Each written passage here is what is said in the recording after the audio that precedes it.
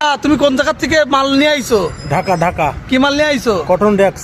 Cotton ডেক্স। Cotton ডেক্স। ঢাকা থেকে এই পর্যন্ত আসতে কতটুকু সময় লেগেছে? এই 5-6 ঘন্টা লাগে। 5-6 ঘন্টা। তা তোমার কি ভারতে গিয়ে আজকে খালি হয়ে যাবে?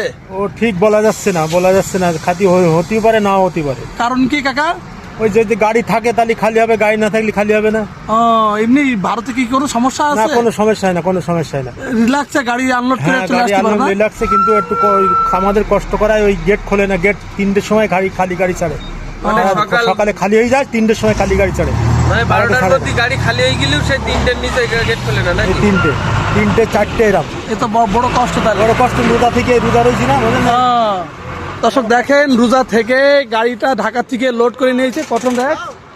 এইটা কিন্তু খালি করে এখন আবার বাংলাদেশে ফিরে আসবে। তবে কাকাদের একটাই কষ্ট, সেটা যদি 12টার সময়ও খালি হয় তারপরেও কিন্তু বেরোতে পারে না 3টে না বাজলে। দর্শকের ভিডিওটি আপনি কোথা থেকে দেখছেন অবশ্যই কমেন্টে জানাবেন, লাইক কমেন্ট শেয়ার দিয়ে পাঠিয়ে থাকবেন।